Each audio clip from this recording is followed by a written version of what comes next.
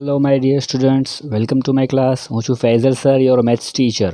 Dear students, આજે આપણે ભણવાના છીએ ધોરણ 10 ચેપ્ટર નંબર 1 વાસ્તવિક સંખ્યાઓ સ્વાધ્યાય 1.3 જેનો ક્વેશ્ચન નંબર 2 છે. સાબિત કરો કે 3 + 2 વર્ગમૂળ 5 અસમય છે. ઓકે, તો ડિયર સ્ટુડન્ટ, સૌથી પહેલાં આપણે જોઈએ કે ભાઈ અસમય સંખ્યા કોને કહેવાય, કેવી સંખ્યાને આપણે અસમય કહીએ છીએ? તો જે સંખ્યાને આપણે અંશ અને છેદના સ્વરૂપમાં ના લખી શકીએ. જેમ કે હું કહું 2, તો 2 જે છે એને આપણે આમ 2/1 આ રીતે આપણે લખી શકીએ. 3 હોય તો 3ને આપણે 3/1 આ રીતે આપણે લખી શકીએ. તો આપણે એને અંશ અને છેદના સ્વરૂપમાં લખી શકીએ છીએ, બરાબર.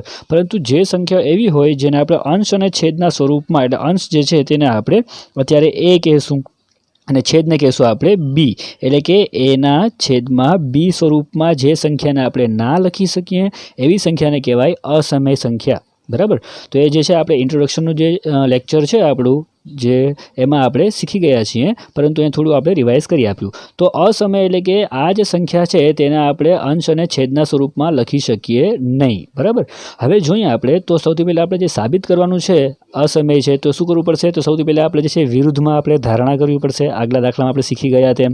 તો શું કરવું પડશે આપણે? તો લખવાનું આપણે, ધારો કે શું કહેશું આપણે કે ભાઈ ધારો કે આ જે સંખ્યા જે છે 3 + 2 વર્ગમૂળ 5 એ સમય સંખ્યા છે. ઓકે, તે સમય છે. હવે સમય ખબર છે, સમય કોને કહેવાય? જેને આપણે એના છેદમાં b સ્વરૂપમાં લખી શકીએ, એટલે કે અંશ અને છેદના સ્વરૂપમાં લખી શકીએ. હવે જો સમય સંખ્યા હોય તો આપણને શું મળે? તો તેથી જે છે આપણને શું મળશે? તેથી કહેશું આપણે 3 + 2 વર્ગમૂળ 5 બરાબર એના છેદમાં b મળે, બરાબર. એના છેદમાં b સ્વરૂપમાં મળશે આપણને, અંશ અને છેદના સ્વરૂપમાં મળશે. અને જ્યાં આ a અને b શું છે? તો જ્યાં a અને b પરસ્પર અવિભાજ્ય પૂર્ણાંકો છે. ઓકે, પરસ્પર અવિભાજ્ય પૂર્ણાંકો છે. આ વાક્ય આપણે એક યાદ રાખવાનું છે આપણે. અને આ કેમ આવે છે તે આપણે અગાઉનું જે આપણું ક્વેશ્ચન નંબર 1 છે તેમાં આપણે શીખી ગયા છીએ. ઓકે, તો જે છે અહીંયા આટલું આપણે આ સ્ટેપ્સ છે આપણે યાદ રાખવા પડશે. ઓકે, હવે આપણે શું કરવાનું છે નેક્સ્ટ, બરાબર છે. સૌથી પહેલાં આપણે ધારી લીધું આપણે. હવે જે છે અહીંયા આપણે જણાવી આપ્યું. હવે કહેવાનું આપણે કે હવે શું કરશું આપણે? તો ફક્ત આપણે અહીં જે છે આજે આપણે રકમ આપેલી છે કે ભાઈ 3 + 2 વર્ગમૂળ 5 બરાબર એના છેદમાં b, બરાબર. હવે શું કરશું આપણે? તો આ વર્ગમૂળ 5 છે તેને આપણે ત્યાં ને ત્યાં રાખવાના છે, અને આ 3 અને આ જે 2 છે તેને આપણે સામે બાજુ જવા દેવાના છે. સૌથી પહેલાં આપણે જે 3 છે તેને સામે બાજુ જવા દઈએ તો શું થશે અહીંથી? તો 2 વર્ગમૂળ 5 બરાબર એના છેદમાં b, અને આ જે 3 છે તે અત્યારે વત્તાના સંબંધમાં છે, સામે જાય બરાબરની જમણી બાજુ તો શું થઈ જશે? ઓછાના સંબંધમાં થઈ જશે, બરાબર. હવે અહીં જોઈએ આપણે તો આના છેદમાં કંઈ નથી, એટલે છેદમાં આપણે 1 લખી નાખીએ, બરાબર, સમજણ માટે.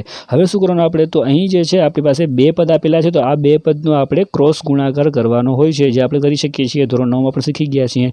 તો 2 વર્ગમૂળ 5 બરાબર શું કરવાનું? આનો 2નો ગુણાકાર કરવાનો, ક્રોસ ગુણાકાર, a એકા a અને માઇનસ નિશાની છે એટલે માઇનસ, અને આ 3 અને b નો બંનેનો ગુણાકાર, તો શું થશે? b × 3 એટલે શું થશે? 3b.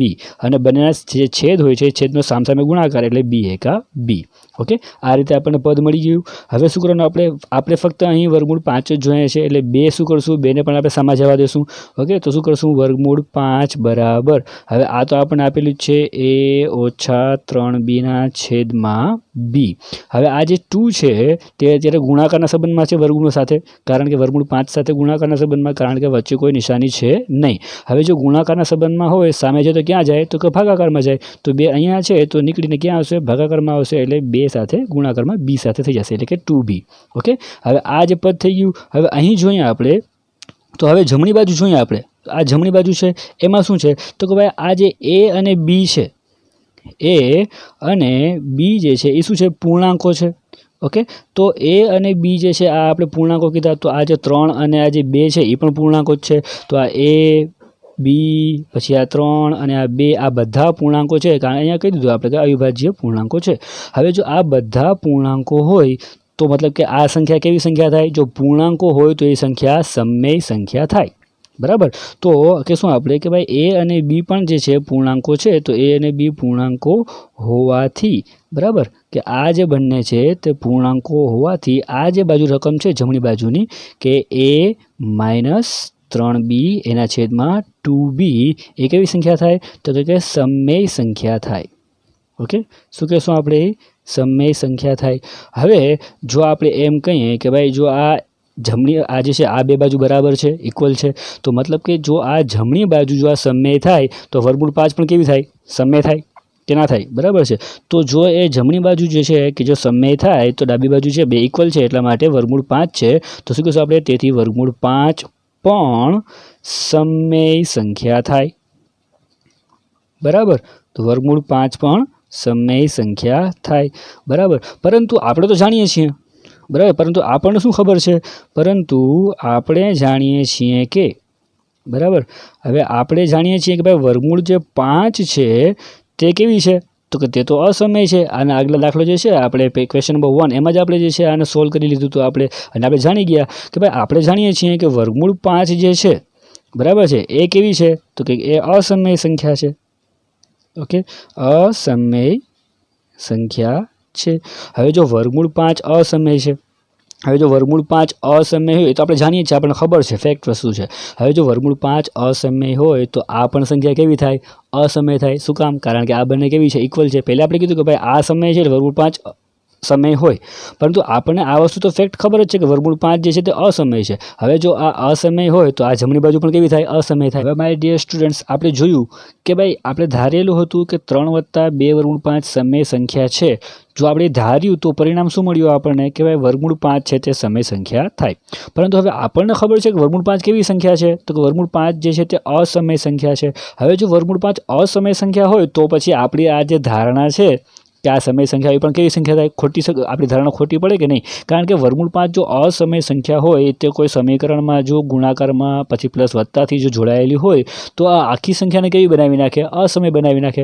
તો મતલબ કે આપણે જે ધારેલું હતું કે આ સમય છે, બરાબર છે, તો તેનાથી તો વાત વિરુદ્ધમાં થઈ, કારણ કે આ અસમય છે તો આ આખું સમીકરણ કેવું થઈ જાય? અસમય થઈ જાય। બરાબર, તો આપણે એ જ લખી નાખવાનું છે। તો માટે આપણી ધારણા, બરાબર છે, માટે આપણી ધારણા શું હતી કે ભાઈ જે 3 + 2 વર્ગમૂળ 5 એ સમય છે, એ સમય છે, તે કેવી સાબિત થાય છે? તો તે ખોટી પડે છે।